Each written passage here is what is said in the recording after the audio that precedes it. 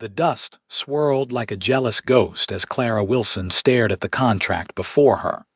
The ink still wet as if it were bleeding onto the parchment, much like her hopes for freedom were bleeding away with each passing moment. Arizona Territory, 1881, was no place for a woman alone, they told her, especially not one as pretty as her with no husband to speak for her or family to fall back on. Sign it, Miss Wilson. You'll have steady employment, room and board and protection, Mr. Hargrove said, his voice deceptively gentle as his eyes remained cold as a winter creek.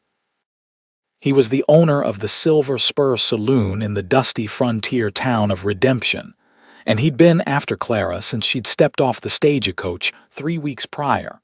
Clara's hand trembled as she held the pen. 5 years is a long time, Mr. Hargrove, and these terms. I'd essentially be your property. Property is a harsh word, Hargrove replied, stroking his waxed mustache. I prefer to think of it as insurance. I'm investing in you after all. His smile didn't reach his eyes. Behind him stood 2 men, one with a scar that pulled his mouth into a permanent sneer, the other tall and broad-shouldered with hands that looked capable of crushing a man's windpipe without effort. They weren't there for conversation. I just need more time to think, Clara said, setting down the pen. Hargrove's smile vanished. Time isn't something you have in abundance, Miss Wilson. Your boarding house rent is due tomorrow, and I happen to know you don't have the funds to cover it. Madam Fletcher isn't known for her charity. It was true. Clara had come west with dreams of opening a small dress shop, using the skills her mother had taught her before consumption had taken both her parents within a month of each other. But her journey had been more expensive than anticipated. An opportunity in Redemption was scarce for a woman alone. Perhaps I could pay weekly once I begin working, Clara suggested, desperation edging into her voice. The contract says you'll be paid after the first 6 months, Hargrove reminded her. Consider it a training period. What kind of serving job requires 6 months of training before pay? Clara challenged, a spark of her true nature flashing through her fear. Hargrove leaned forward, his breath hot on her face, smelling of tobacco and whiskey. We both know you won't just be serving drinks, Miss Wilson. Clara felt sick. This was what it had come to. She'd traveled nearly 2,000 miles to escape the limited prospects of Boston, only to find herself cornered into something worse than the marriage her uncle had tried to arrange to a man 40 years her senior. The saloon doors swung open with a creak that seemed to echo in the tense silence. Clara didn't turn to look, probably just another customer come to drink away the heat of the day. I believe the lady said she needed more time, came a deep voice, steady as a mountain and just as immovable. Hargrove straightened, his expression darkening.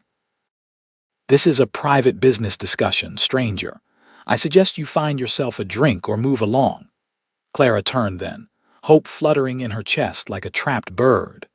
The man standing in the doorway was tall, his broad shoulders casting a long shadow across the sawdust-covered floor. His face was partially hidden beneath the brim of a well-worn Stetson, but she could see the firm set of his jaw, covered in a few days' worth of stubble. Seems to me like you're doing more threatening than discussing, the stranger said, stepping further into the saloon. His spurs jingled softly with each deliberate step.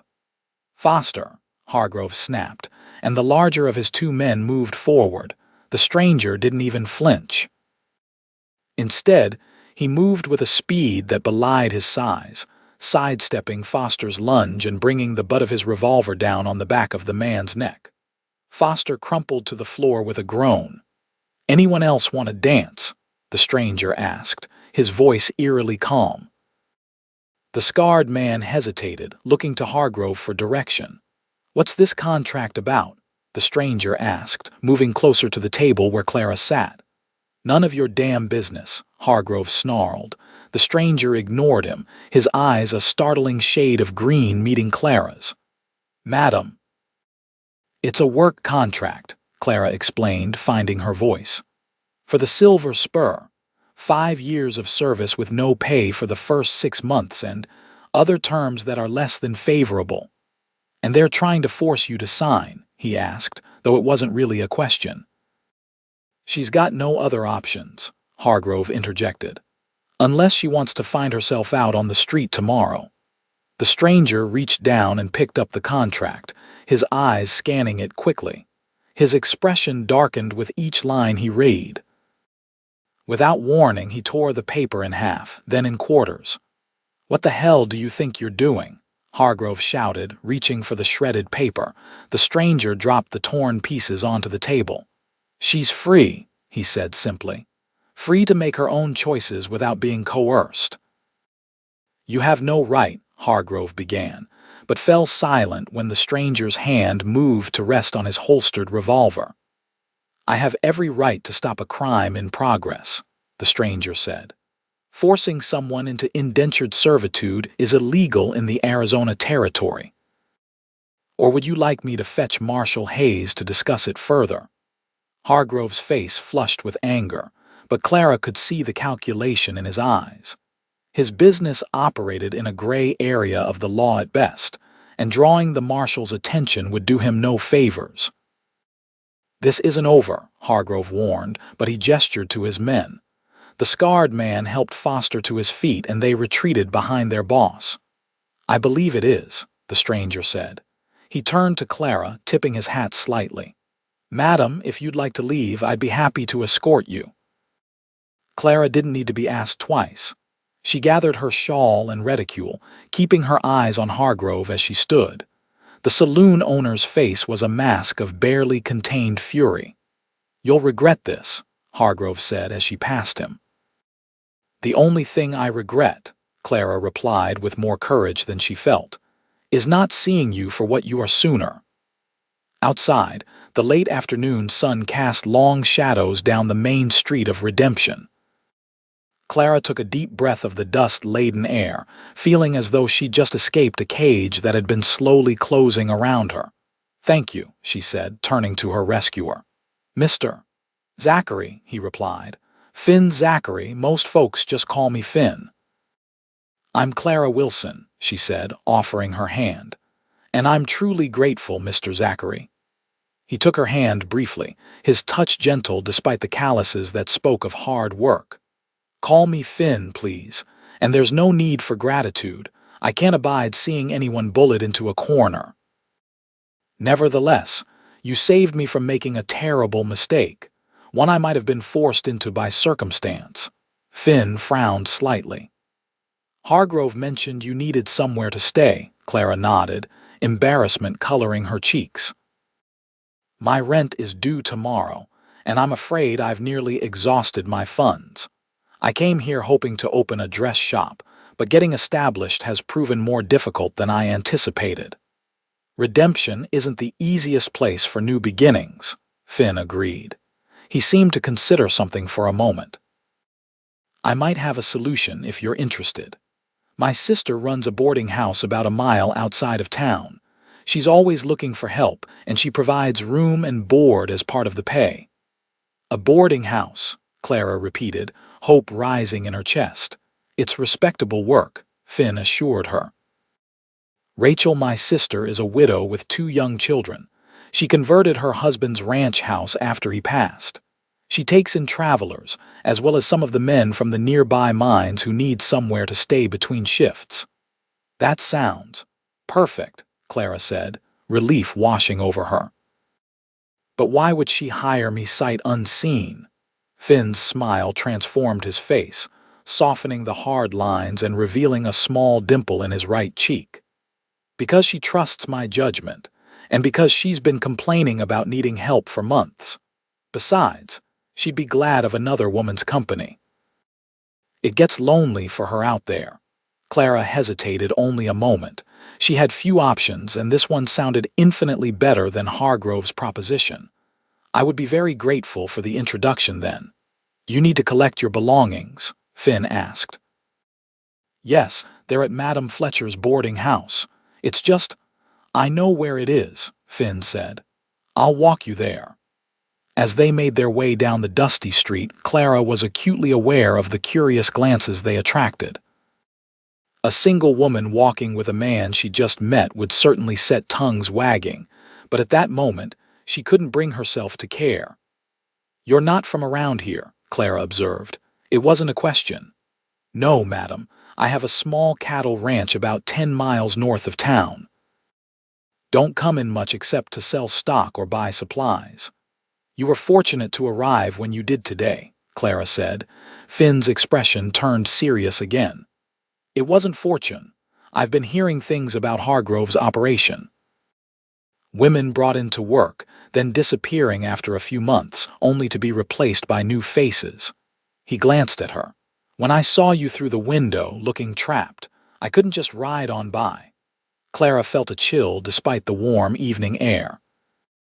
"You think he's involved in something worse than just running a saloon?" "I think Hargrove is the kind of man who sees people as commodities," Finn replied carefully. "Especially women without protection." They reached Madame Fletcher's boarding house, a two-story building with peeling paint and a sagging porch. Clara led the way inside, relieved to find the foyer empty. Madame Fletcher would certainly have questions about the man accompanying her, and Clara wasn't ready for that conversation. "Wait here," she told Finn. "I won't be long." In her small rented room, Clara quickly packed her few possessions, 2 dresses besides the one she wore, undergarments, a hairbrush, a small sewing kit, and the locket containing miniature portraits of her parents. Everything fit into a single carpet bag with room to spare. It was a pitiful collection for someone who had hoped to start a new life, but Clara refused to dwell on that now. When she returned to the foyer, Finn was standing exactly where she'd left him, hat in hand, looking somewhat uncomfortable in the feminine surroundings of the boarding house. He took her carpet bag without asking and led the way outside to where a sturdy-looking bay gelding was hitched. "We'll ride double," he said, securing her bag to the saddle. "It's not far, but walking would take longer than we have before sunset." Clara hesitated. Riding on the same horse with a man she'd just met was scandalous by any standard. But then again, so was being thrown out on the street, or worse, ending up in Hargrove's clutches. "Thank you," she said, allowing him to help her up into the saddle before he swung up behind her. As they rode out of town, Clara couldn't help but feel that she was leaving more than just redemption behind.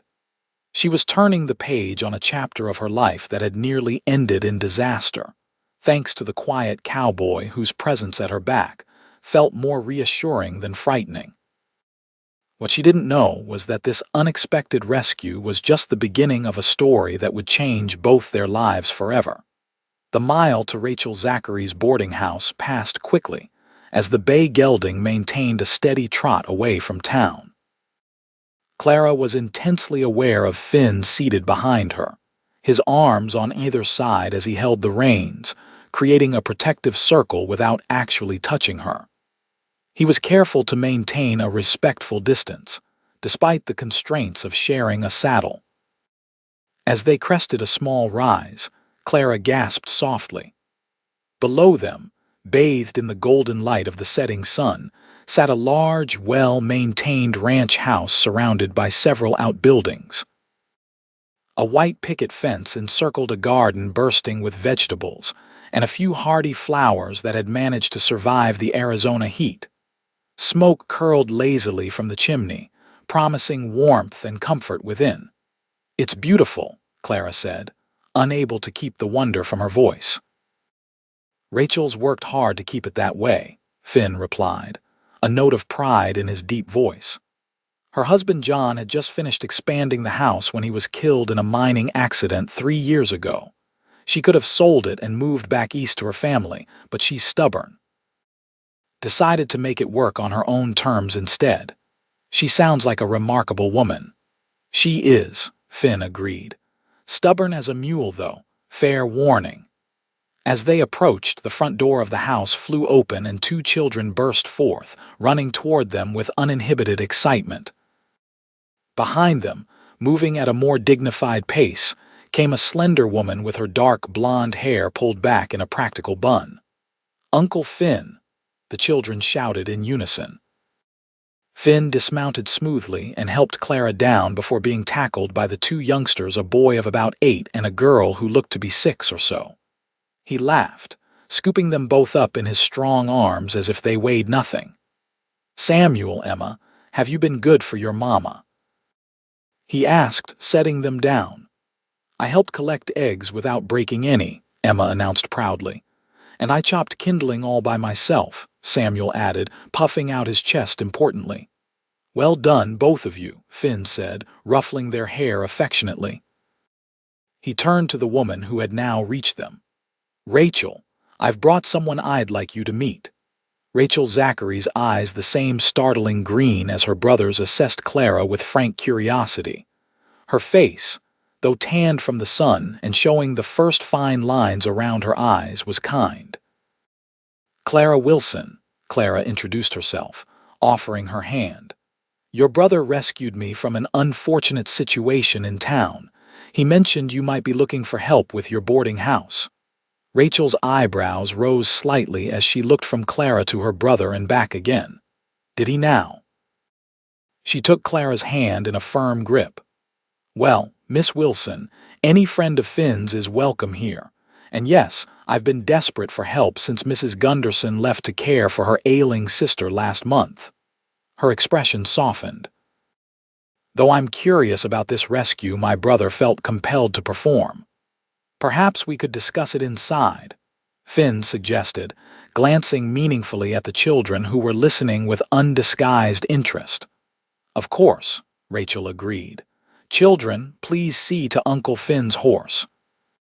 Lead him to the stable and give him some oats, but don't try to unsaddle him on your own." The children scampered off eagerly, carefully leading the placid gelding toward a small stable. "They're good kids," Finn said, watching them go. "They miss their father," Rachel replied quietly. "Your visits mean the world to them." She turned to Clara. "Come inside, Miss Wilson. You look like you could use a cup of tea and a proper meal." The interior of the house was even more inviting than its exterior had promised. The main room was spacious, with a large fireplace at one end and a long dining table that could easily seat 12. Several doors led off to what Clara presumed were bedrooms, and a staircase suggested more rooms on a second floor.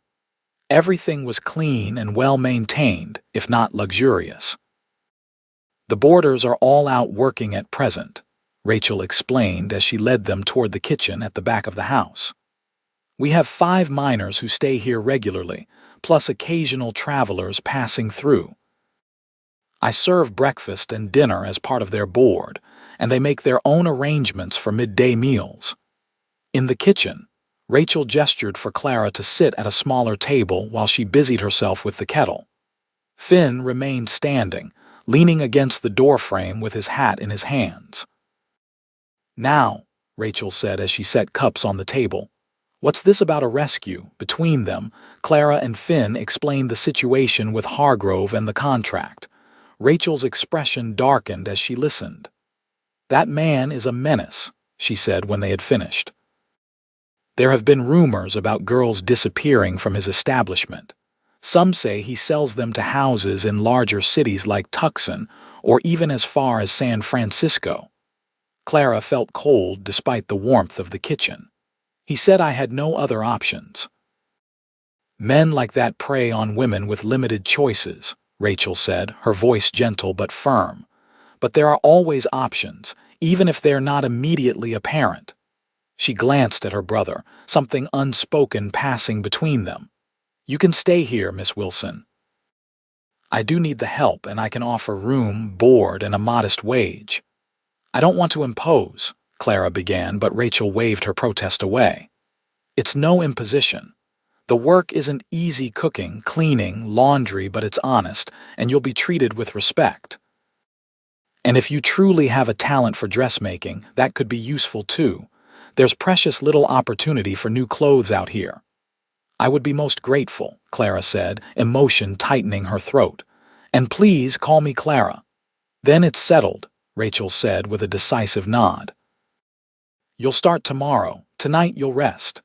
She stood and poured tea into their cups. Finn, will you be staying for dinner? If you have enough, he said, finally moving to take a seat at the table. There's always enough, Rachel replied with a smile. Besides, the children would be heartbroken if you left so soon. As they drank their tea, Rachel asked Clara about her journey west and her life before coming to Arizona. Clara shared her story, the loss of her parents, the pressure from her uncle to marry a wealthy but ancient business associate, her decision to use her small inheritance to seek independence in the West. It was perhaps naive of me, Clara admitted.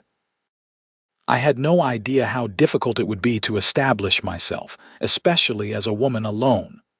Not naive, Finn said quietly. Brave. Clara glanced at him, surprised by the compliment. His green eyes held her gaze steadily, and something warm unfurled in her chest. My brother's right, Rachel agreed. It takes courage to leave everything familiar behind and start anew. John and I did the same when we came west from Pennsylvania. Her expression turned wistful. We never regretted it, despite how things turned out.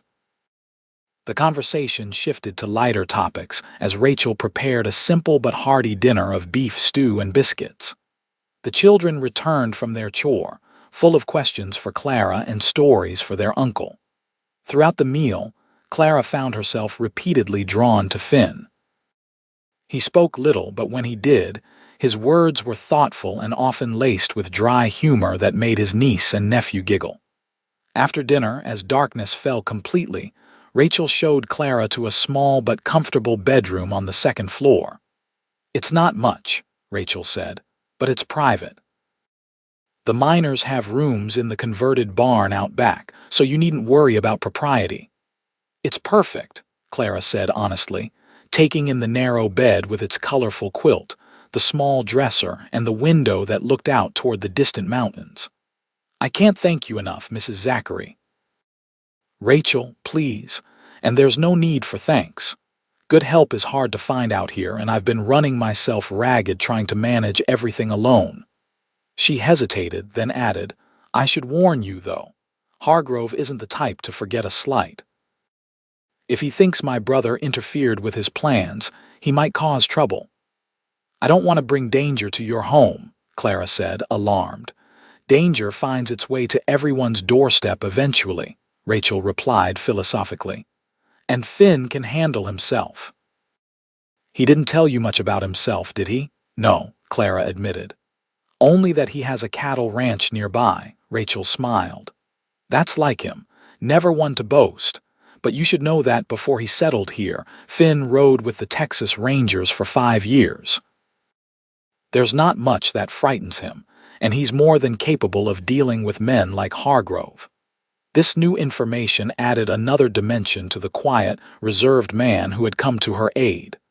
Clara found herself even more intrigued by Finn Zachary. Get some rest, Rachel advised. Morning comes early here, and there's plenty of work to be done. Left alone, Clara unpacked her few belongings and changed into her nightgown. She stood by the window for a long moment, gazing out at the star-filled sky. The land spread out before her, vast and untamed, full of both danger and possibility. For the first time since arriving in Arizona territory, she felt a fragile hope beginning to take root in her heart. When she finally lay down on the comfortable bed, sleep came surprisingly quickly, and she dreamed of green eyes and strong hands tearing a contract to pieces. Downstairs, Finn was preparing to leave. You could stay the night, Rachel suggested. It's late, and your place is a good hour's ride from here. I need to check on my stock, Finn replied, settling his hat on his head, but I'll be back in a few days to make sure everything's all right. Rachel gave him a knowing look. You mean to make sure she's all right? Finn didn't deny it. Hargrove's not the type to let things go. I want to make sure he doesn't cause trouble for you or for her. She's pretty, Rachel observed casually. She's had a rough time, Finn replied, deliberately ignoring his sister's implication. So have you, Rachel said softly. Ever since Mary, don't, Finn cut her off, his voice suddenly hard.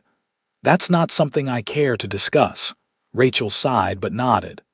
Just don't close yourself off forever, Finn. It's been 3 years. Finn's expression remained impassive, but Rachel knew her brother well enough to see the pain he kept carefully hidden. I'll be back on Saturday, he said, changing the subject. Tell Samuel and Emma I'll take them fishing if the weather holds. With that, he strode out into the night. Rachel watched from the doorway as he mounted his horse and rode away, a solitary figure soon swallowed by the darkness. The week that followed established a new rhythm for Clara's life. She woke before dawn each day to help Rachel prepare breakfast for the boarders, 5 miners as Rachel had mentioned, all decent men who treated the women with gruff respect. After the men left for their shifts, Clara and Rachel would clean the house, tend the garden, do laundry, and prepare for the evening meal. It was hard work, but honest, and Clara found herself enjoying the routine and the company. Rachel proved to be not only a fair employer but a friend, sharing stories of her life and listening with genuine interest to Clara's own tales. The children, too, quickly warmed to her, especially when they discovered her skill with needle and thread. Emma was delighted when Clara fashioned a new dress for her doll from scraps. While Samuel proudly wore the patch, Clara sewed onto his favorite shirt after he tore it climbing a tree. In the evenings, after the children were in bed and the boarders had retired to their quarters in the converted barn, Clara would often sit with Rachel by the fire, working on mending or sewing while they talked. You really do have a gift, Rachel observed on the 3rd evening, watching as Clara's needle flew through the fabric of a shirt she was altering for one of the miners. Have you considered offering your services more broadly? There's not a proper seamstress for 20 miles in any direction. I've thought about it, Clara admitted, but I would need supplies, fabric, and I'm not sure where I would work. You could use the small parlor off the main room, Rachel suggested. It gets good light during the day, and we rarely use it except when travelers want a private place to conduct business. We could set up a table and your supplies there. You would do that for me? Clara asked, touched by the offer. It makes good business sense, Rachel replied practically. You could contribute a portion of your earnings toward your room and board, and I suspect you'd make enough to save toward eventually opening your own shop in town. Besides, she added with a smile, I'd enjoy seeing new faces around here, especially female ones. The conversation with the miners tends to be rather limited. The idea took root, and by the end of the week, they had cleared the small parlor and arranged it with a large table for cutting fabric, a comfortable chair for sewing, and shelves for supplies. Rachel's husband had been an organized man, and she still had his ledger books, one of which she gave to Clara to keep track of orders and expenses. We can ride into town tomorrow to purchase some basic supplies, Rachel said on Friday evening as they put the finishing touches on the small workroom. Finn's coming tomorrow, and he can escort us. At the mention of Finn, Clara felt a flutter in her stomach that she tried to ignore. She had thought of him often throughout the week, remembering his quiet strength and the way he had stood up for her without hesitation. He's been quiet since Mary died, Rachel remarked, watching Clara's reaction closely. His wife, she explained when Clara looked confused. She passed away 3 years ago. Fever took her and their unborn child. How terrible, Clara said softly, her heart aching for the loss Finn must have endured. It nearly destroyed him, Rachel said. He was a different man before, more open, quicker to laugh. Afterward, he withdrew from everyone except me and the children, buried himself in work on that ranch of his. She sighed. That's why I was surprised when he brought you here. It's the first time he's shown interest in helping anyone outside the family in a long while. Clara didn't know how to respond to that revelation. She had sensed a deep reserve in Finn, but had attributed it to his natural character rather than a response to grief. "Anyway," Rachel continued, her tone lightening, "we should get some rest. Tomorrow will be busy, and knowing my brother, he'll arrive at the crack of dawn." Rachel's prediction proved accurate. Clara was helping prepare breakfast when she heard hoofbeats in the yard, followed by the excited shrieks of the children as they raced to greet their uncle. She smoothed her apron self-consciously and tucked a stray lock of hair behind her ear before chiding herself for such vanity. When Finn entered the kitchen a few minutes later, his niece and nephew dancing around him, Clara was struck anew by his presence. He filled the doorway, tall and broad-shouldered, his face slightly weathered from sun and wind. When his green eyes found hers, he offered a small but genuine smile that made her heart skip a beat. "Good morning, Miss Wilson," he said, removing his hat. "I trust my sister hasn't worked you too hard." "Good morning, Mr. Zachary," she replied, returning his smile. "Your sister has been most kind, and I'm enjoying the work very much." "Clara's been a godsend," Rachel declared as she entered from the dining room. "And she's agreed to set up a dressmaking service here. We're hoping you'll escort us to town today to purchase supplies." Finn's eyebrows rose slightly. "A dressmaking service? Here?" "Rachel thought it would be a good way for me to save toward eventually opening my own shop in town," Clara explained, suddenly worried that he might disapprove. But Finn nodded thoughtfully. "It's a good idea. There's certainly a need for such skills in these parts." He glanced at his sister. After breakfast, then, the trip to town was uneventful but pleasant. Clara rode with Rachel in the wagon while Finn rode alongside on his horse. The children had stayed behind in the care of Mrs. Peterson, the elderly widow of one of the miners who sometimes helped with childcare. As they approached Redemption, Clara felt a knot of anxiety form in her stomach. What if they encountered Hargrove? But with Finn's reassuring presence nearby, she forced herself to focus on the task at hand. Their first stop was the general store, where Clara selected thread, needles, scissors, and other necessities for her work. The proprietor, Mr. Jenkins, was friendly and helpful, especially when Finn mentioned that Clara would be establishing a dressmaking service at Rachel's boarding house. "My wife will be delighted," Mr. Jenkins said. "She's been complaining about having to order dresses from Tucson since Mrs. Holloway passed last year. Left us without anyone who could sew worth a damn, pardon my language, ladies." Their next stop was a small dry goods store where Clara selected several bolts of fabric, practical cottons and calicos mostly, with a few nicer pieces for special occasions. Finn insisted on carrying their purchases back to the wagon after each stop. They were just leaving the dry goods store when a familiar voice called out, sending a chill down Clara's spine. Well, well, look who's returned to town." Hargrove stood across the street, flanked by his two henchmen. His eyes were cold as they swept over Clara, then hardened further when they landed on Finn. "Miss Wilson," Hargrove said with a mocking tip of his hat. "I see you found yourself a protector. How convenient." Finn stepped slightly in front of Clara. "We're just conducting business, Hargrove." "No need for unpleasantness." "Oh, I wouldn't dream of being unpleasant," Hargrove replied, his tone belying his words. "I'm simply making conversation with an old acquaintance." His gaze shifted back to Clara. "I wonder if your new friends know about your tendency to make agreements and then break them." "There was no agreement," Clara said, finding her voice despite her fear. "Only coercion, which Mr. Zachary prevented." "Is that how you remember it?"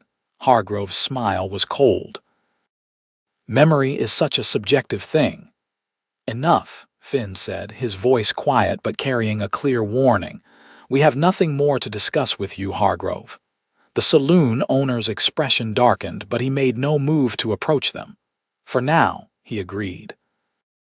But redemption is a small town, Miss Wilson. Our paths will cross again. With that, he and his men continued down the street toward the Silver Spur. Are you all right? Rachel asked Clara once they were out of earshot. Clara nodded, though her hands were trembling slightly. Yes, thank you. I just wasn't prepared to see him. He's all talk, Finn assured her, though his eyes followed Hargrove's retreating figure with a watchful intensity. Men like that are cowards at heart.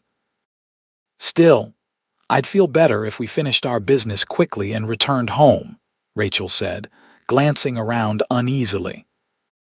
They completed their remaining errands, efficiently stopping at the post office to mail a letter from Rachel to her parents in Pennsylvania, and purchasing a few supplies for the boarding house that Rachel had been unable to get without coming to town. Throughout it all, Finn remained vigilant, his eyes scanning their surroundings constantly. As they were preparing to leave town, Marshal Hayes approached them. He was a tall, lanky man with a shock of gray hair and sharp blue eyes that didn't miss much.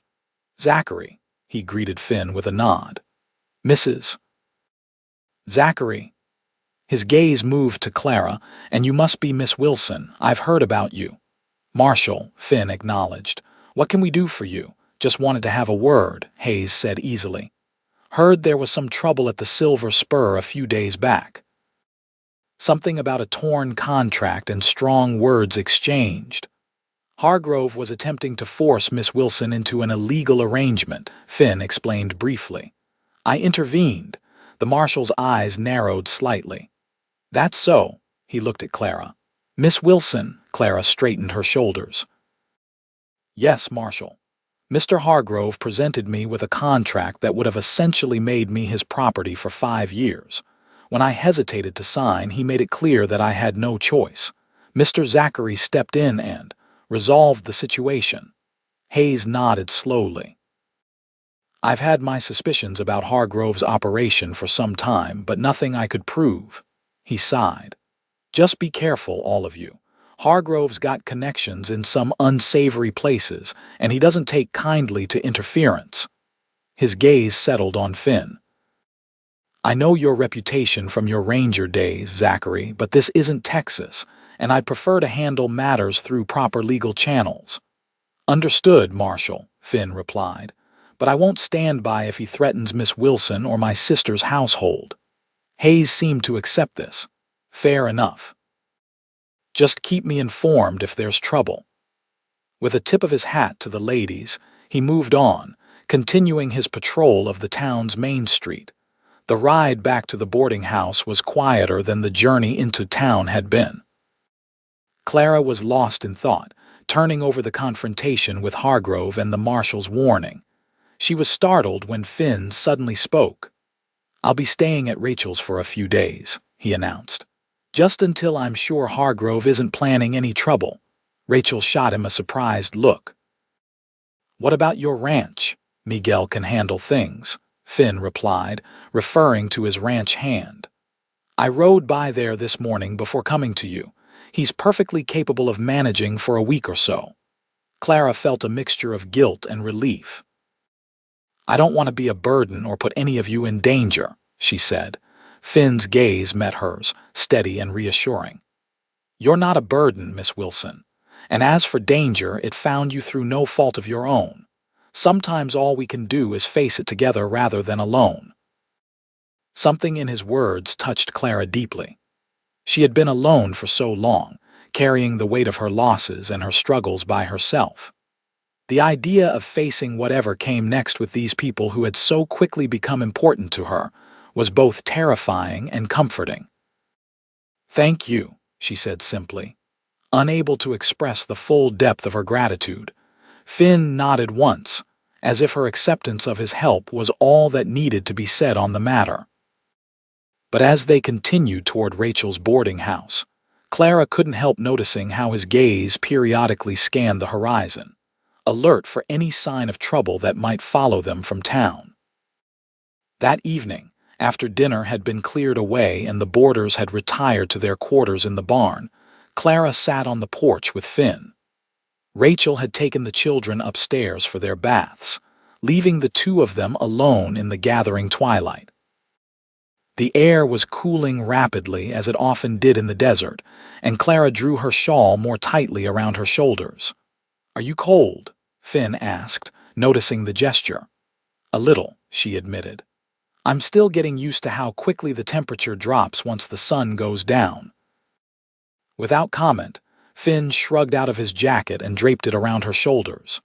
The garment was still warm from his body and carried his scent leather, soap, and something uniquely him that Clara couldn't name. "Thank you," she said, pulling the jacket more securely around her. It was much too large, but the weight of it was comforting. They sat in silence for a few minutes, watching as the first stars appeared in the darkening sky. Finally, Clara gathered her courage to ask the question that had been on her mind since her conversation with Rachel. "Your sister told me about your wife," she said softly. "I'm so sorry for your loss." Finn went very still beside her. For a moment she thought he might not respond or might even leave. But then he sighed, a sound so full of old pain that it made her heart ache. Mary was. He began, then paused, searching for words. "She was everything good in my life. We'd been married just over a year when the fever took her. She was carrying our first child." His voice, usually so steady, wavered slightly. Clara reached out instinctively, placing her hand on his arm. "I can't imagine your grief. After she died, I couldn't see the point in much of anything," Finn continued, staring out at the darkness. "I left the Rangers, bought that piece of land north of here, and just existed. Raising cattle doesn't require much interaction with people." "Is that why you stepped in at the saloon?" Clara asked. "Because you saw someone else at a point where nothing seemed to matter anymore?" Finn turned to look at her then, surprise evident in his expression. "I hadn't thought of it that way," he admitted, "but perhaps you're right. All I know is that I couldn't stand by and watch him trap you." "Well, whatever your reasons, I'm grateful," Clara said. "And not just for saving me from Hargrove. You brought me here to Rachel and the children. You've given me a chance to build something real." Finn's expression softened. "You're the one doing the building, Miss Wilson. I just opened a door." "Clara," she said. "Please call me Clara. After all you've done, formality seems unnecessary." "Clara," he repeated, her name sounding different in his deep voice. "Then you must call me Finn." She smiled, suddenly aware of how close they were sitting and how intimate the conversation had become. "Finn," she agreed. The moment stretched between them, filled with unspoken possibilities. Then the front door opened as Rachel came out onto the porch, breaking the spell. "Children are finally settled," she announced, dropping onto the bench beside Clara. If she noticed her brother's jacket around Clara's shoulders or the charged atmosphere between them, she gave no sign. "What are we discussing out here in the dark, stars?" Finn said after a brief pause. "I was just about to point out the constellations to Clara," Rachel chuckled. "Were you now? And here I thought you could barely tell the Big Dipper from the little one." "I know more than you give me credit for," Finn replied, a hint of his dry humor returning. The conversation turned to lighter topics after that, but Clara was acutely conscious of Finn beside her, and of something new growing between them, fragile as a wildflower, but just as determined to bloom despite harsh conditions. The next morning, Clara woke early to help Rachel prepare breakfast for the boarders. When she entered the kitchen, she was surprised to find Finn already there, building up the fire in the stove. "Good morning," he said, straightening up as she entered. "Rachel's just gone to wake the children." "Good morning," Clara replied, suddenly self-conscious in her simple work dress with her hair hastily pinned up. "I didn't expect you to be up so early." "Old habits," he explained with a slight smile. "Rangers learn to start the day before dawn or risk missing it entirely." There was something different about him this morning, a new ease in his manner that hadn't been there before. Their conversation on the porch seemed to have shifted something between them. "I thought I'd help with breakfast," he continued. "Rachel mentioned you'd be setting up your sewing room today, so you'll have a busy day ahead." That's kind of you, Clara said, moving to collect eggs from the basket Rachel had brought in earlier. But I'm sure you have your own work to attend to. Nothing that can't wait, Finn assured her. Besides, I promised Samuel and Emma I'd take them fishing today. Remember? The domestic scene preparing breakfast together in the quiet morning kitchen felt strangely right to Clara, as if they had done this many times before.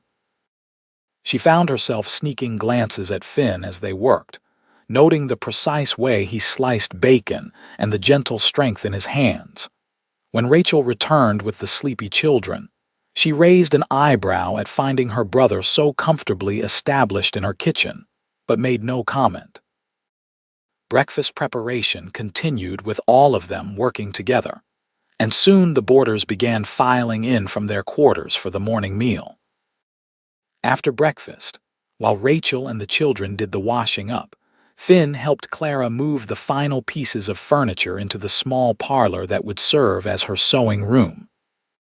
A sturdy oak table positioned near the window would be perfect for cutting fabric, while a comfortable chair with good back support was placed where the light would be ideal for detailed needlework. "What do you think?" Finn asked, when they had arranged everything to Clara's satisfaction. "Will it suit your needs?" Clara looked around the room, her heart swelling with hope and gratitude. "It's perfect," she said. "I never imagined having a space like this so soon after arriving here." "You deserve it," Finn said simply. "And from what Rachel tells me, you have real talent. The women around here will be lining up once word gets out." "I hope so," Clara replied. "It would be good to contribute more to my keep and to start saving toward my own shop someday." "You will," Finn said with a certainty that bolstered her confidence. He hesitated, then added, "I should tell you I spoke with Marshal Hayes again before we left town yesterday. He's going to keep a closer eye on Hargrove's operation." Clara's smile faded slightly. "Do you think Hargrove will cause trouble?" "I think he's a man who doesn't like to lose," Finn replied carefully. "But he's also a businessman who understands risk. With the marshal watching him and me making it clear I'm staying close by, he'd be a fool to try anything direct."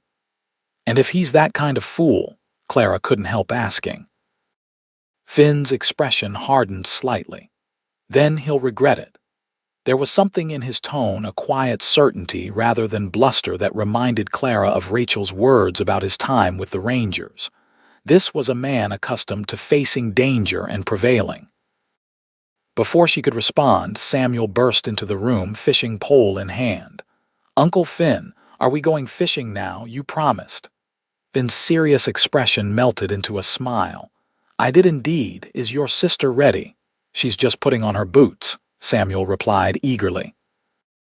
"Mama says we can take a picnic lunch and stay out all day if we want." "Well then," Finn said, "we'd better not waste any time." He turned back to Clara. "Would you care to join us? It might be a pleasant break before you begin your work here." The invitation surprised and delighted her. "I wouldn't want to intrude on your time with the children." "It's no intrusion," Finn assured her. "They'd enjoy having you along, and so would I." Put that way, Clara couldn't refuse. "I'd love to come then. Let me just change into something more suitable for outdoor activities."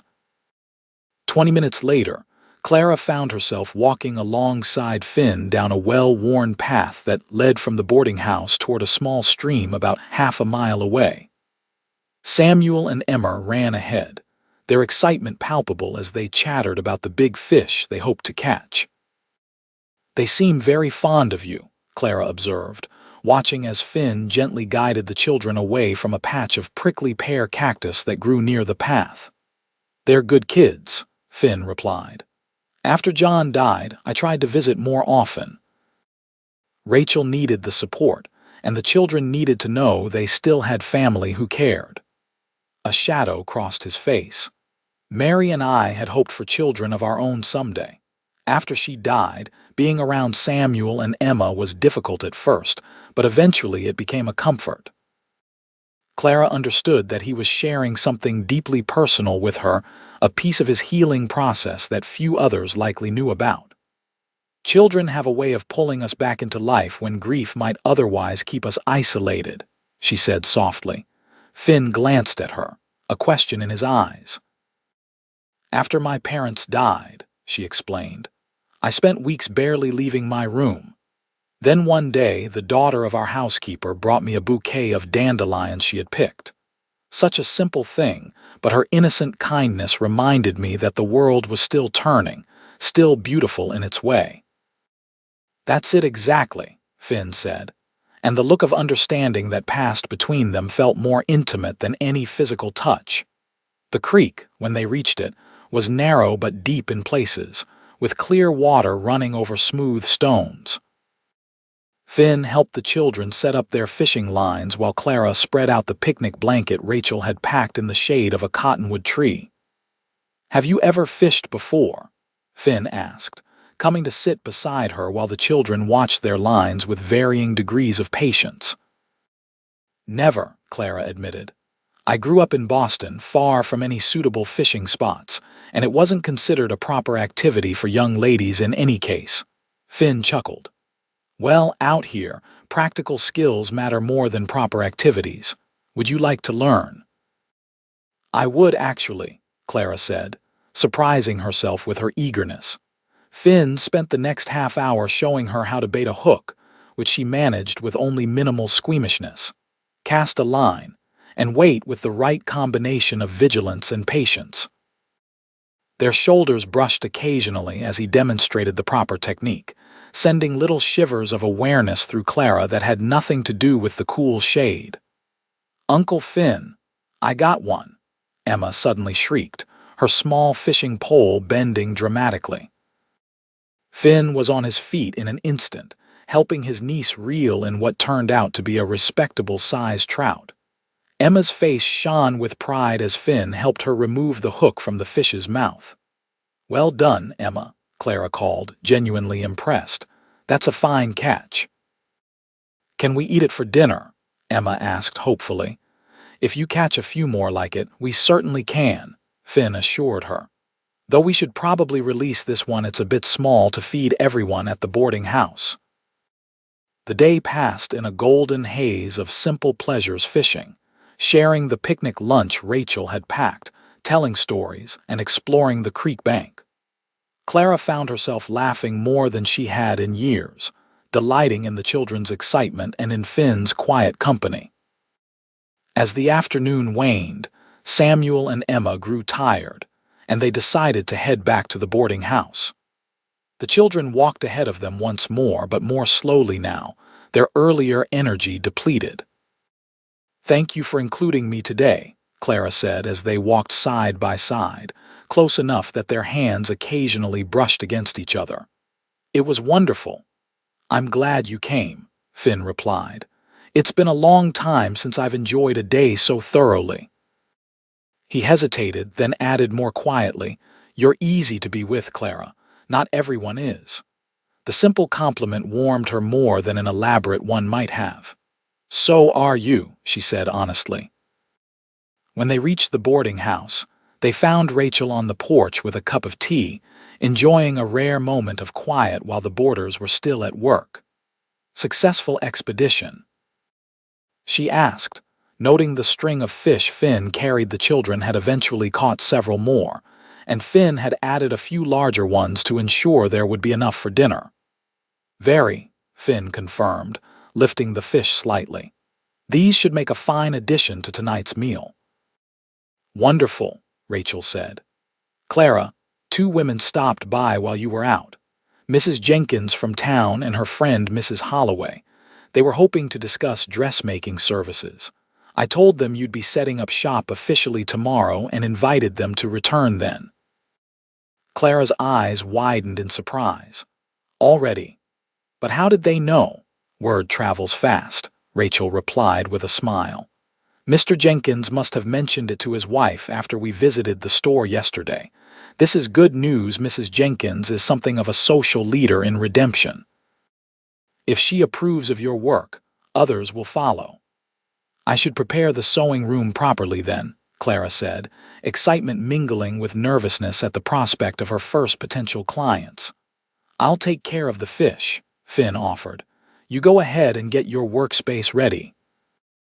Clara spent the remainder of the afternoon arranging her sewing supplies, organizing fabric by type and color, and setting up a small notebook where she could record measurements and orders.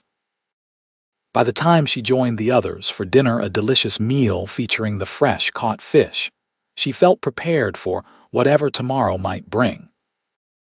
That night, as Clara lay in her bed listening to the night sounds of the desert through her partially open window, she reflected on how dramatically her life had changed in just over a week. From the brink of a terrible fate at Hargrove's hands to the beginning of the business she had dreamed of, with the support of people who were rapidly becoming dear to her. And then, there was Finn.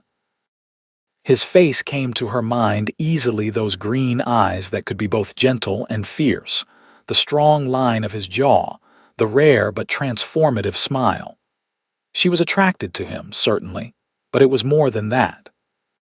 There was a connection between them, a recognition of something kindred in their experiences of loss and resilience. It was too soon for anything more, she knew. Finn was still healing from the loss of his wife, and Clara herself was only just beginning to find her footing in this new life.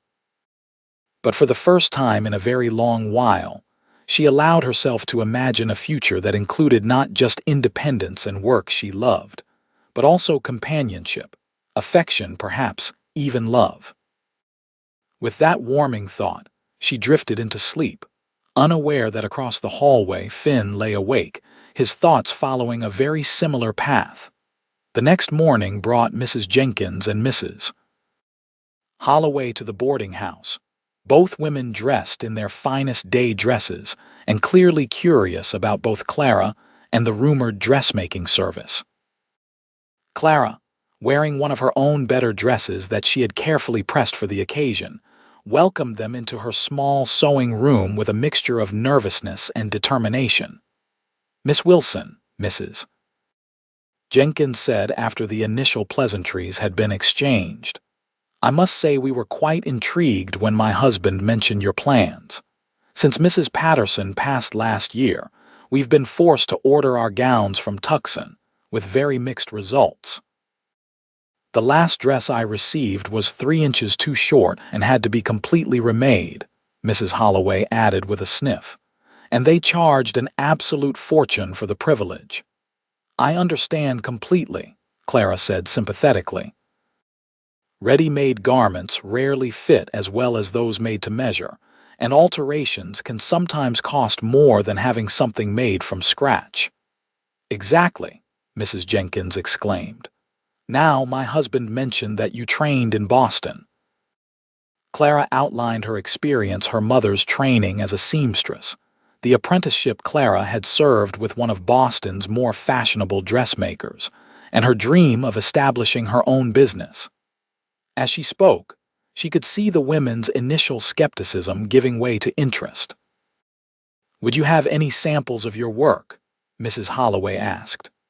"Unfortunately, most of my portfolio was in my trunk, which was stolen during my journey west," Clara explained. This was partially true. She had lost some belongings, though not precisely in that manner. "However, I did make this dress I'm wearing, and I've recently completed a frock for Emma, Mrs. Zachary's daughter." Mrs. Jenkins examined the details of Clara's dress with a critical eye, the neat seams, the careful darting that gave it shape, the delicate embroidery around the collar that Clara had added to elevate the otherwise simple garment. "This is quite well made," she admitted. "And you say you can work with current fashions. We do try to keep up with styles, even out here." "Certainly," Clara assured her. "I receive Harper's Bazaar regularly, and I've brought pattern books with me." She showed them several fashion plates she had carefully preserved, pointing out details that could be adapted for frontier living without sacrificing style.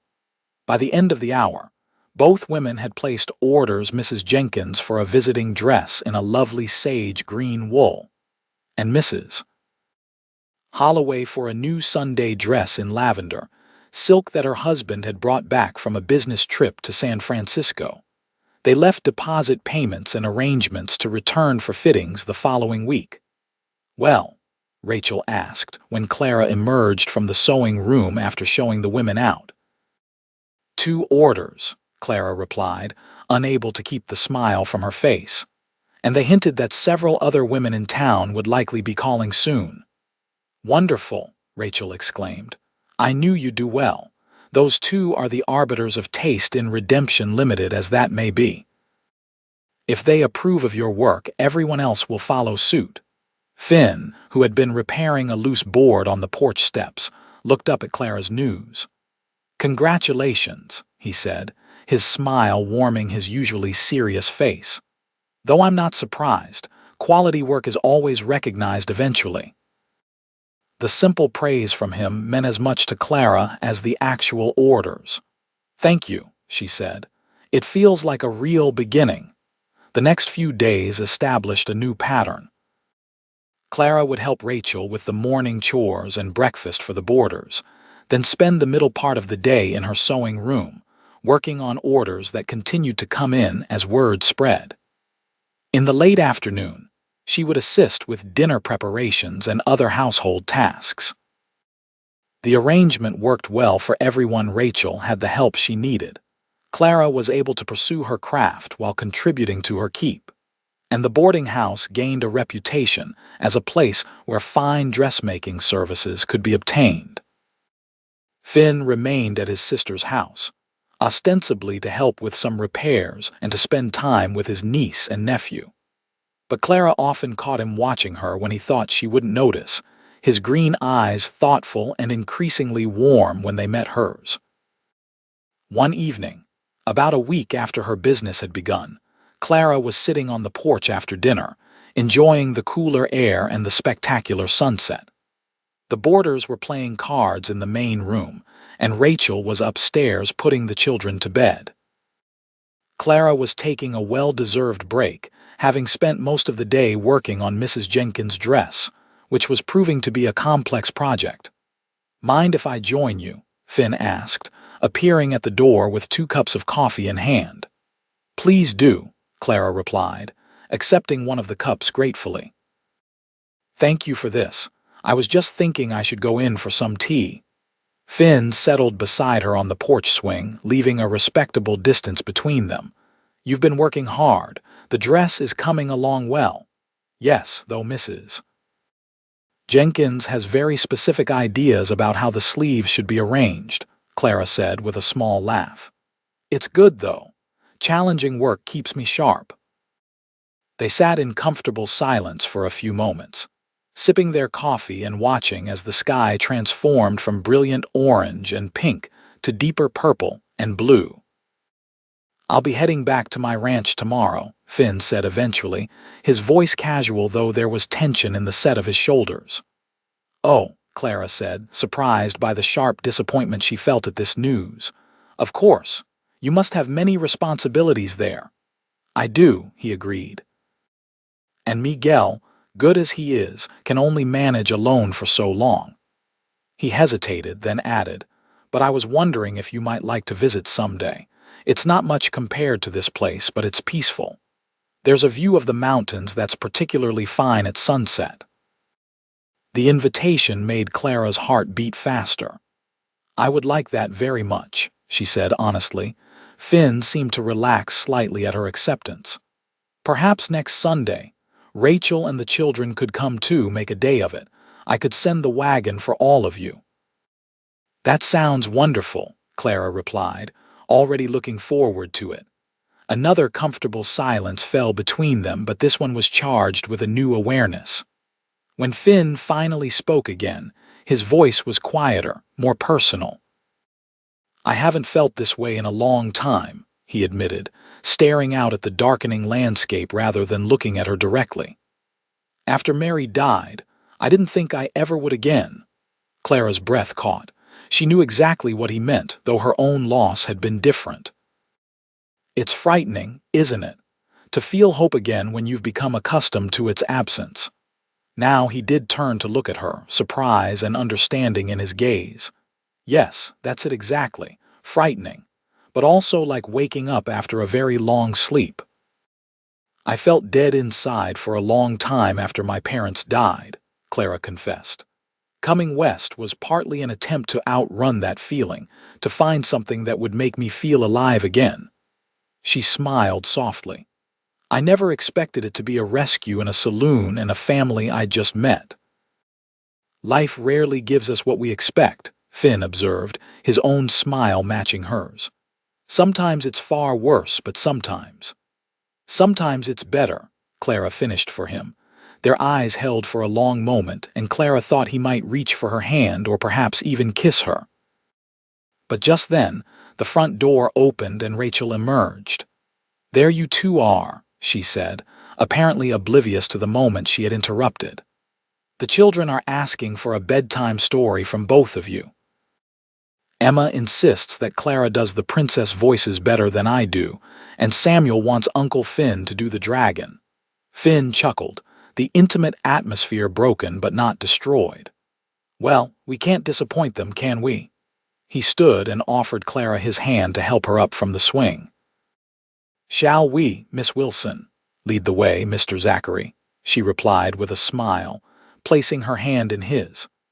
The simple contact sent warmth spreading up her arm and through her chest, a physical manifestation of the connection growing between them. As they followed Rachel inside, Clara reflected that this unexpected turn in her life, finding not just work and shelter, but also friendship, belonging, and the possibility of love was more than she could have hoped for when she'd set out from Boston. Whatever challenges still lay ahead, she faced them now not alone but surrounded by people who cared for her, and one person in particular, whose caring was becoming something deeper with each passing day. True to his word, Finn left for his ranch the next morning after breakfast. His goodbye to Clara was brief but meaningful, a lingering look and a promise to see her on Sunday for the planned visit. As she watched him ride away, Clara felt both anticipation for their next meeting and a strange sense of loss, as if a vital piece of her new life had temporarily been removed. "He'll be back before you know it," Rachel said beside her, a knowing smile playing at her lips. Clara flushed slightly, embarrassed at being so transparent. "I'm sure you're right." "I am," Rachel confirmed.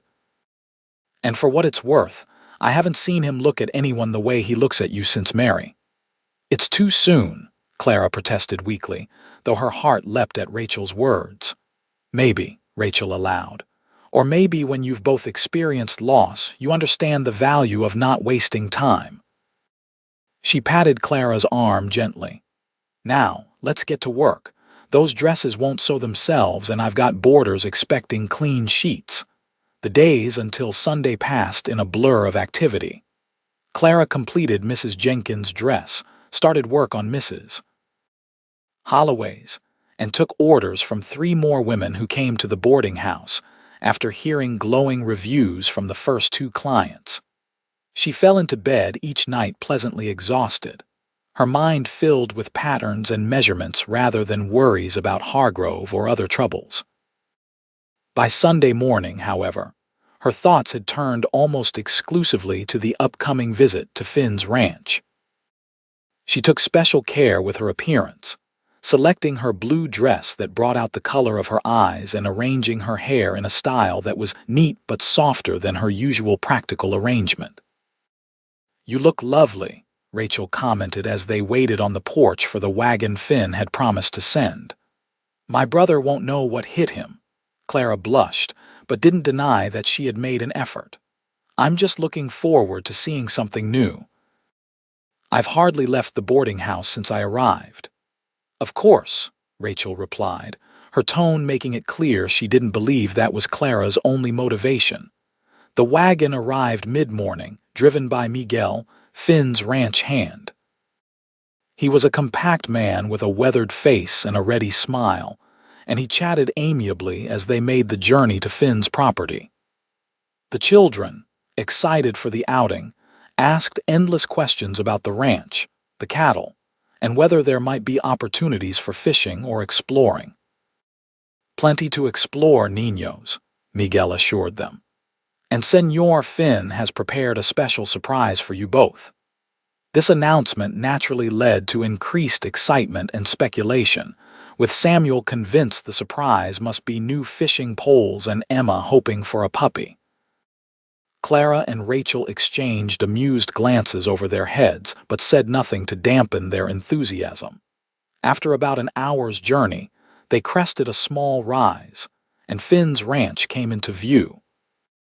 It was more substantial than Clara had expected, a solid one-story house built of adobe and timber, with several outbuildings, corrals, and in the distance, what appeared to be good grazing land where cattle could be seen as small dark shapes against the landscape.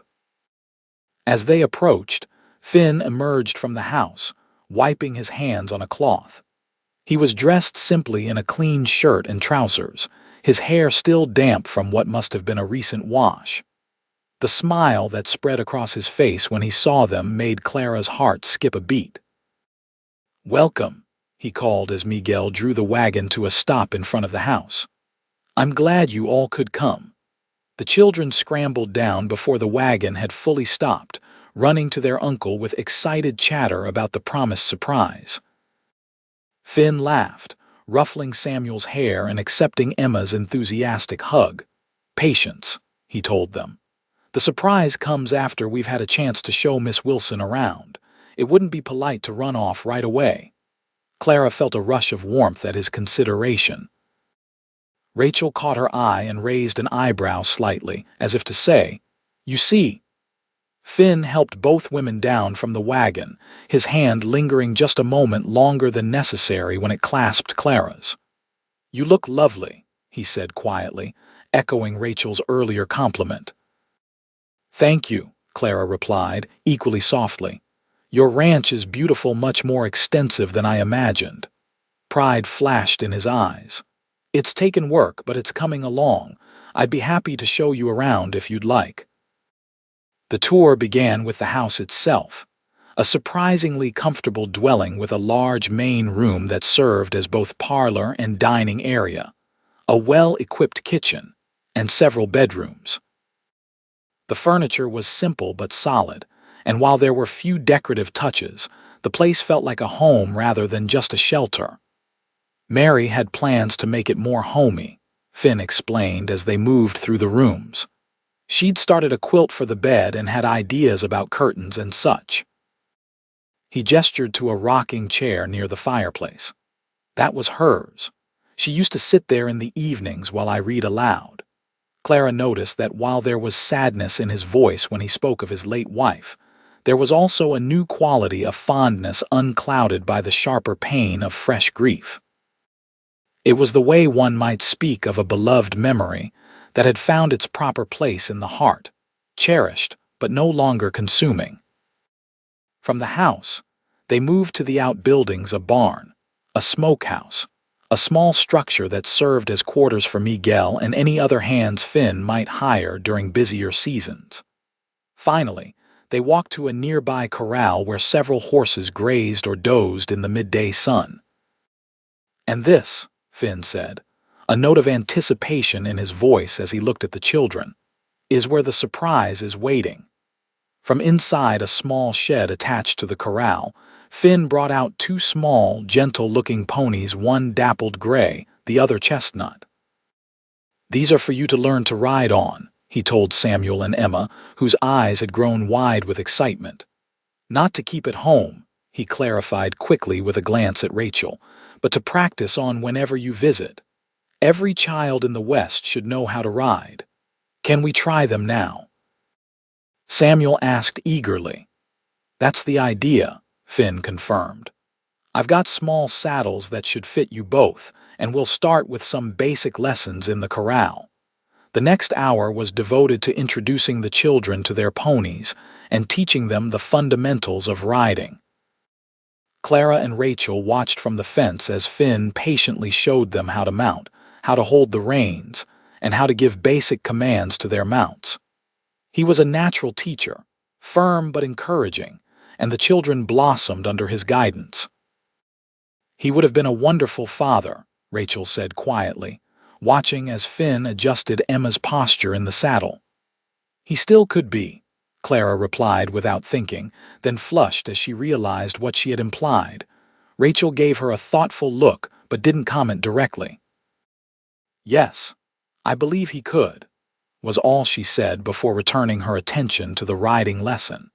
After the children had mastered the basics, Miguel took over their supervision so that Finn could join Clara and Rachel for a light meal on the porch. They ate fresh bread, cheese, fruit, and cold sliced beef, washing it down with cool lemonade that Finn had prepared that morning. "This is delicious," Clara complimented him, surprised at his culinary skill. "When you live alone, you either learn to cook or you eat poorly," Finn replied with a small smile. "I chose the former." After they had eaten, Rachel announced that she wanted to check on the children's progress with their riding. The look she gave Clara as she left suggested that her departure was intentional, giving Clara and Finn some time alone. "Would you like to see that view I mentioned?" Finn asked once Rachel had gone. "It's just a short walk from here." "I'd love to," Clara agreed, gathering her shawl against the slight breeze that had picked up. They walked side by side along a well-worn path that led away from the ranch buildings and up a gentle slope. Neither spoke, but the silence between them was comfortable, filled with the sounds of nature and the occasional distant laughter from the children at the corral. The path ended at a flat outcropping of rock that provided a sweeping view of the valley below and the mountains beyond. The afternoon sun cast the landscape in a golden glow, highlighting the textures of the desert vegetation and the dramatic shadows of the distant peaks. "Oh," Clara breathed, taking in the panorama. "It's magnificent." "This is my favorite place on the entire property," Finn said, standing beside her. "When I first came here after Mary died, I would spend hours sitting right here, just watching the light change. It helped, somehow seeing that the world was still beautiful, still continuing its cycles even when my own life felt frozen in grief." Clara understood completely. "There's something healing about natural beauty," she agreed. "It reminds us that we're part of something larger, something that goes on regardless of our personal pain." Finn turned to look at her, his expression soft with appreciation. Most people would have offered platitudes about time healing all wounds, or suggested I needed to move on. "Those things may be true," Clara said, meeting his gaze, "but they're not very helpful when you're in the depths of grief. Sometimes all you can do is find one beautiful thing to hold on to until the pain becomes bearable." "What was your beautiful thing?" Finn asked quietly. "After your parents died," Clara thought for a moment. "Music," she finally said. "My mother used to play the piano, and after she was gone, I couldn't bear to hear it at first. But then one day, I found myself sitting at her instrument, playing a simple melody she had taught me. It made me cry, but it also reminded me that the joy we had shared wasn't gone, just transformed into memory." Without warning, Finn reached out and took her hand in his. His palm was warm and calloused against her smoother skin, and the simple contact sent a thrill through her that had nothing to do with the stunning view before them. "Clara," he began, his voice deeper than usual. "I know it hasn't been long since we met, but I feel Uncle Finn, Miss Clara." Emma's voice called from down the path, interrupting whatever Finn had been about to say. "Mama says it's time for the picnic by the creek." Finn closed his eyes briefly, a look of amused resignation crossing his features. "We'll be right there, Emma," he called back, then turned to Clara with a rueful smile. "The timing of children is rarely convenient." "There will be other moments," Clara assured him, squeezing his hand before reluctantly letting go. The look he gave her was filled with promise. "Yes, there will be." The remainder of the day passed in pleasant companionship, with a picnic by the small creek that ran through Finn's property, fishing for the children, and easy conversation among the adults. By the time they needed to leave to return to Rachel's boarding house before dark, Clara felt as if she had known Finn and his family for years rather than weeks. As Miguel prepared the wagon for their return journey, Finn drew Clara aside for a moment. "I'd like to call on you properly," he said without preamble, "if that would be agreeable to you." Clara felt a smile bloom across her face. "It would be very agreeable," she replied honestly. "Good," Finn said, his own smile matching hers. "I'll be in town on Thursday for supplies. Perhaps I could take you to dinner at the hotel restaurant." "I'd like that very much," Clara agreed. The ride back to the boarding house was filled with chatter from the children about their ponies and plans for future visits. But Clara was only half listening, her mind still on the moment at the Overlook and the dinner invitation that now lay ahead. Something important was beginning between her, and Finn something that felt right and natural despite the relative shortness of their acquaintance. As she prepared for bed that night, Clara found herself humming a happy tune, her heart lighter than it had been in years. The shadow of Hargrove and her narrow escape from his clutches seemed distant now, overshadowed by the promise of a new beginning with a man who understood loss but was ready, as she was, to embrace hope once more. What neither of them realized was that their newfound happiness had not gone unnoticed, and that Hargrove's patience was wearing thin as he plotted a revenge that would target not just Clara, but all those who had helped her defy him. Thursday arrived both too slowly and too quickly for Clara's liking. She had spent the intervening days working on orders for several new clients, helping Rachel with the boarding house, and trying not to let her anticipation of her dinner with Finn overwhelm her concentration. She had also been working on a special project in her spare moments, a new waistcoat for Finn, made from a handsome dark blue wool with subtle embroidery around the edges. It wasn't quite finished, but she hoped to have it ready for his birthday, which Rachel had mentioned was approaching. As the afternoon waned, Clara took special care with her appearance. She wore her best dress, a deep burgundy that complemented her fair complexion, and arranged her hair in a more elaborate style than her usual practical bun, with soft curls framing her face. "You look beautiful," Rachel said when Clara emerged from her room. "My brother won't know what hit him." "Do you think it's too much?" Clara asked, suddenly self-conscious. "I don't want to appear as if I'm trying too hard." "Nonsense," Rachel scoffed. "It's perfectly appropriate for a dinner at the hotel, and besides, there's nothing wrong with wanting to look your best for a man who clearly admires you." Her expression softened. "I'm happy for both of you, Clara. Finn deserves to find joy again, and so do you."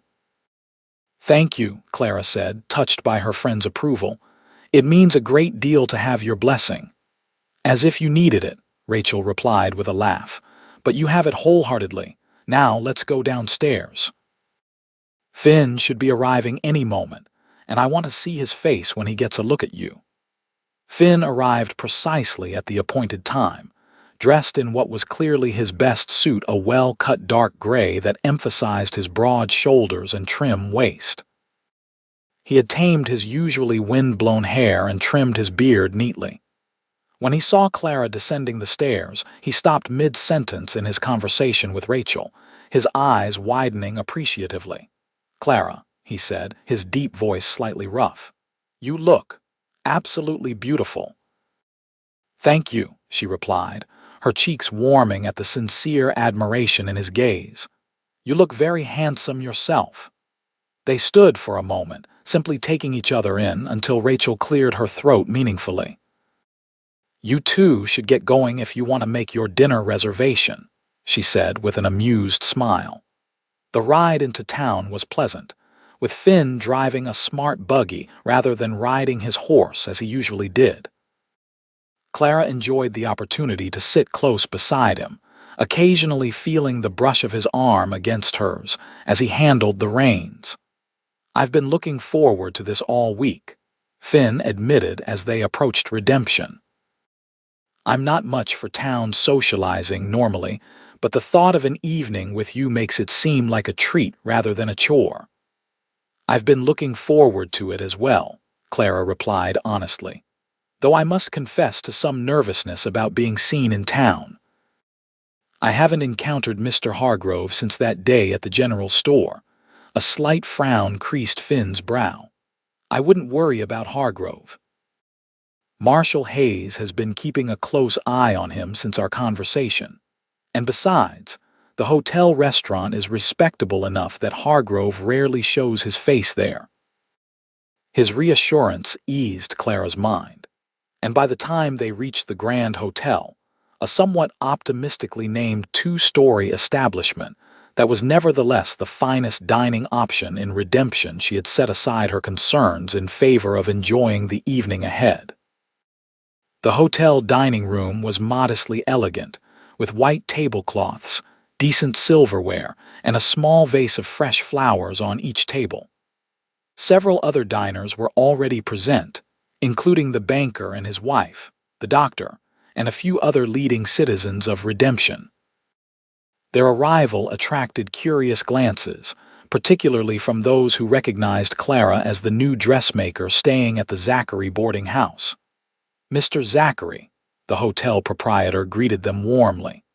"A pleasure to see you in town, and this must be Miss Wilson. I've heard wonderful things about your dressmaking skills from my wife." "Thank you, Mr. Davidson," Clara replied, remembering the man's name from conversations with her clients. "Mrs. Davidson has been very kind in recommending my services to her friends." "Your table is ready," Davidson continued, leading them to a nicely situated spot near the window but away from the kitchen door. "Our special tonight is roast beef with all the trimmings. Martha's made her famous apple pie for dessert." Once they were seated and had ordered their meal, Finn visibly relaxed, the slight tension he always carried in his shoulders when in town easing somewhat. "You're not comfortable in social settings, are you?" Clara observed gently. Finn's mouth quirked in a small, self-deprecating smile. "Is it that obvious? I've always preferred open spaces and honest work to parlors and small talk. Mary used to tease me about it. She was much better at socializing than I ever was."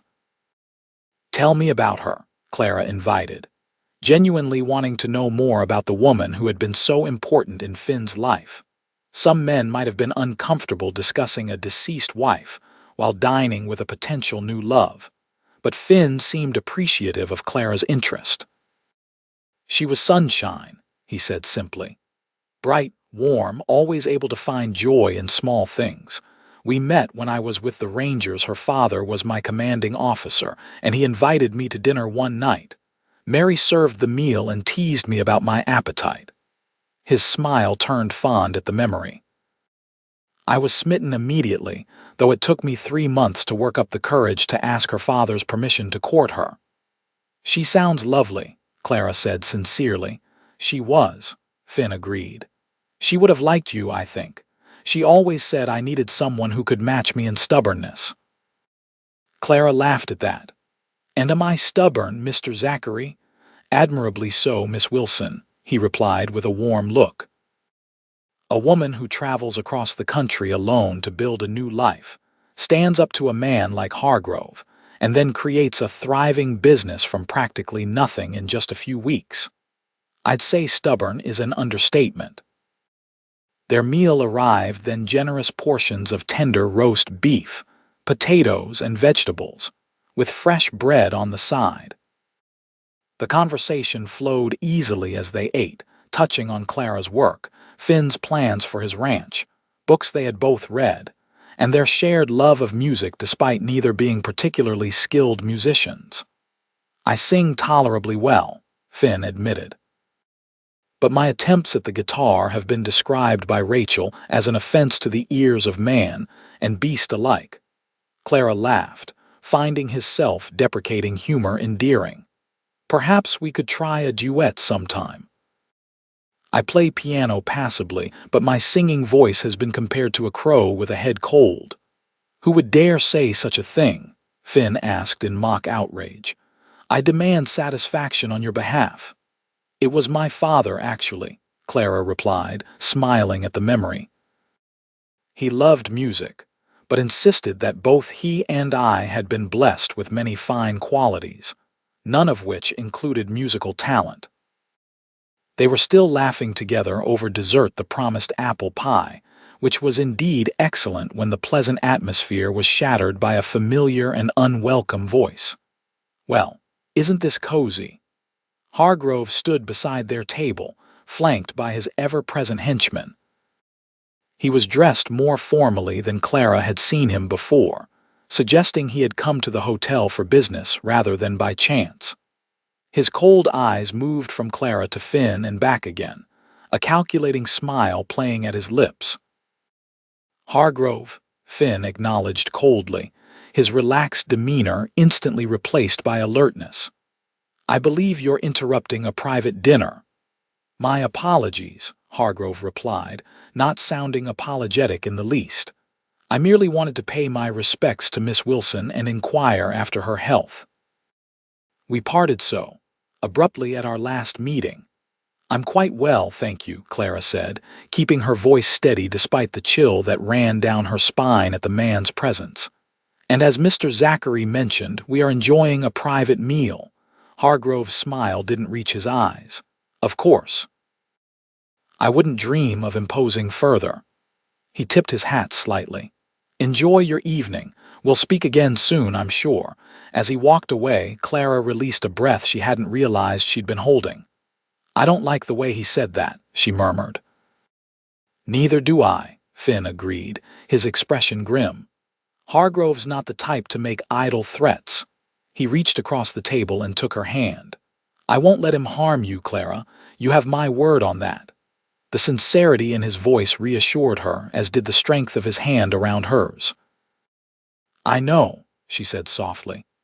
"And I'm not afraid, not really.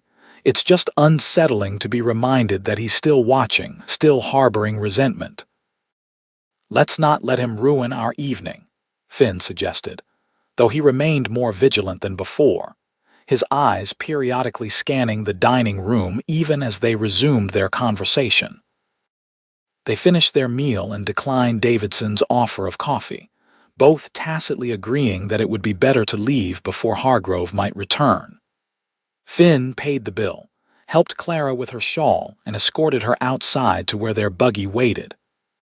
The night air was cool but pleasant as they drove back toward Rachel's boarding house, the road illuminated by a nearly full moon. Clara found herself moving closer to Finn's solid warmth, drawn by both the slight chill and a desire for closeness after the unpleasant encounter with Hargrove. "I'm sorry about the interruption," Finn said as they left the town behind. "I should have anticipated that Hargrove might be at the hotel." "It's not your fault," Clara assured him. "And despite that brief unpleasantness, I had a wonderful time, truly." Finn glanced at her, his expression softening. "So did I." They drove in comfortable silence for a while, the only sounds the steady clip-clop of the horses' hooves and the occasional call of a night bird. When the lights of the boarding house came into view in the distance, Clara felt a twinge of regret that their evening was coming to an end.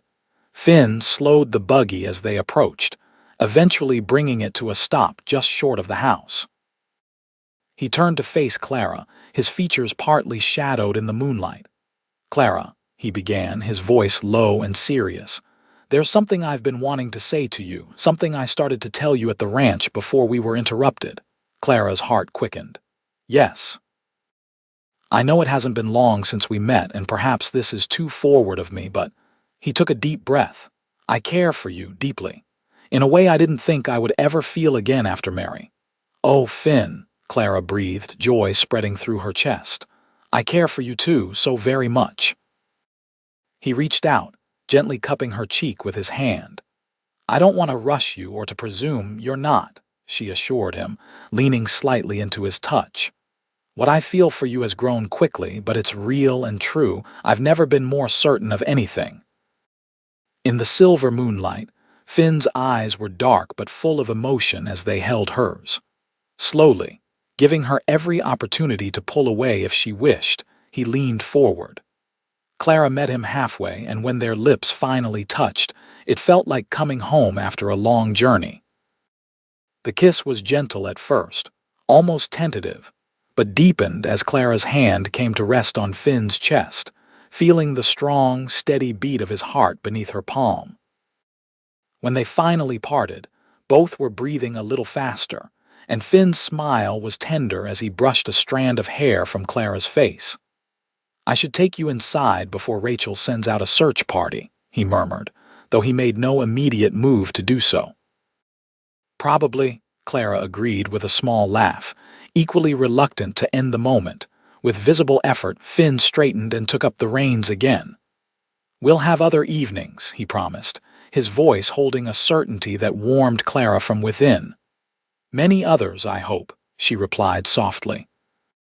As they drove the final distance to the boarding house, Clara leaned against Finn's shoulder, feeling a contentment she hadn't experienced in years.